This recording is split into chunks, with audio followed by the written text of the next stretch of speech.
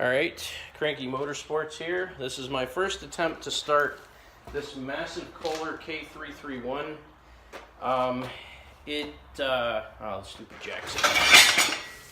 It has oil pressure, so if I turn it over, the oil pump works. I can see the pressure come up on the gauge. I have no idea if it has spark. I haven't taken the shielded plug wire off to test for spark, but I'm betting it's going to run. I have some carb cleaner, not starting fluid for all you people out there that hate starting fluid, even though I use it all the time. I'm using carb cleaner on this, so I'm basically going to spray a little bit of carb cleaner in it. I'm going to give it a little tug on the rope pull start there and see if she fires. So see if I can get some down in the throat of the carb there. See if that's enough. All right, let's go.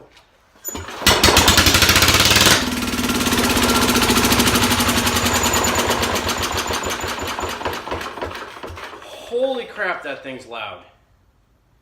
But it runs. First pull. I haven't touched this thing. I literally just pulled the cap off the exhaust that I had on there.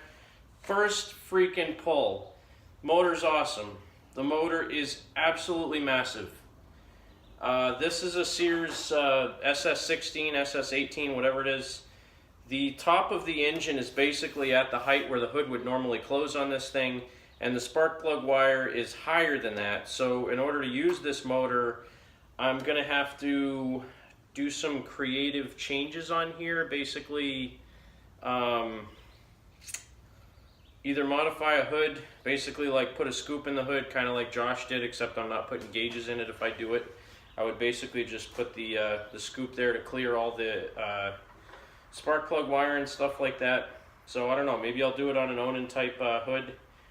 Holy crap, this thing is loud. So I think it basically runs at full, whatever the full RPM setting is. I think it's like 1800 or 2300 depending on the generator that it came off of. I could put a stack on this because I have one and maybe try again. I can't believe how loud it is, but I also can't believe it started on the first pull. So there you have it, K331. I saw the oil pressure go up to about 50 psi, so I know the oil pump works good. I really am amazed that this thing runs that easily. So there you have it. Maybe I'll tinker around with it, try to get a muffler on it, and see if I can start it again. Thanks for watching. I'll be back in a bit. Bye. All right, here we go with start number 2 on the big old Kohler. Just sprayed a little more carb clean. I put a muffler on it. We'll see if it stays on or not.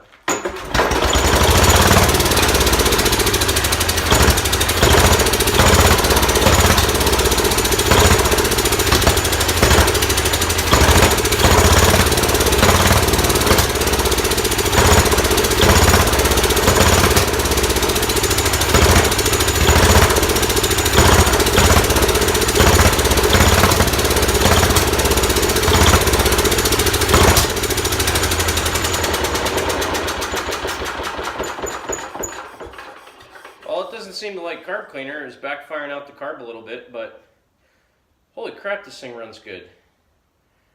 What do I do with it now? Do I stuff it in a Suburban, or now that I know it runs good, do I sell it for a lot of money because it's a rare motor? I don't know. You guys will have to help me decide. I already know what Jeffrey wants me to do. He wants me to stuff this in a Suburban because it's a massive motor and it's a Kohler. I do like how it runs. I like how it runs good. What can I say? It gets about 60 pounds of oil pressure. It's a pressurized bearing on the crank and the connecting rod, but the rest of it's just a splash lube. Seems to have terrific compression. The head gasket looks like it delaminated, so if I do keep it, I'll end up probably having to change that, which may or may not be easy to find. We'll have to find out. And it just runs at 1 RPM, which I knew it was going to do. So, I don't know. We'll see how it goes. Keep you informed. Well, folks, here's engine start number 2 today, hopefully. This one, supposedly, the guy said it runs. This is that RT10 I picked up. It's in a little worse shape than I thought, but a lot of good usable parts off it. He said the motor runs, so let's see if I can get this thing started. Again, not starting fluid. I'm using carb cleaner. So here we go. Let's see. That doesn't sound good.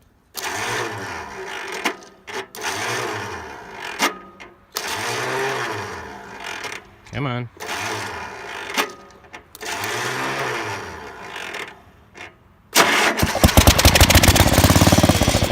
right. Well, that's number 2. Let's see if I can keep it running a little longer this time. Tough when I'm trying to do this with the battery cables.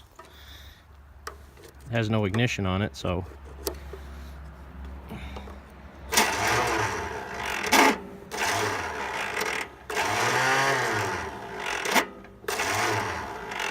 Starter's definitely messed up.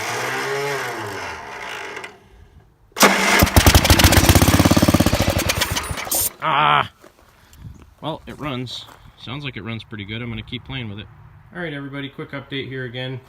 Cranky Motorsports, home base here. You can see my lovely Pilo tractors. What I did today was work on cleaning up my motor mounting. So I got 12 horse Tecumseh, 12 horse Tecumseh, 12 horse Tecumseh, 16 horse Onan, 16 horse Onan, blown 18 horse Onan, my pile of 3-point hitch parts, my pile of dashes, 10 horse Tecumseh that I just pulled out of that Roper RT10, and I've just been organizing my wall full of PTO covers. I had way more than I thought I had, so a bunch of those.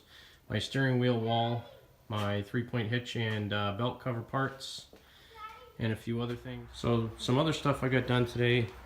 I was able to temporarily mount the K331 on the frame of this SS16, just one bolt on it right now just to see if it ran.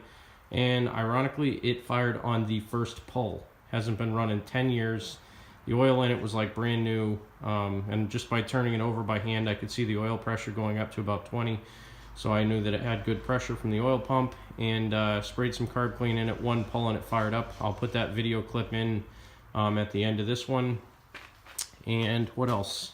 Oh, so that Roper RT10 motor, that red one that's over here, that one fired up right away as well. The starter's a little bit wonky on it. It doesn't kick the Bendix out quick enough, but maybe it needs a starter. But that motor runs perfectly, no smoke, no nothing, so that one might go in something. And otherwise, I was working on my son Jake's tractor, so that 19.9 I picked up yesterday is right over here in the corner, and I'll put some pictures of this in after as well.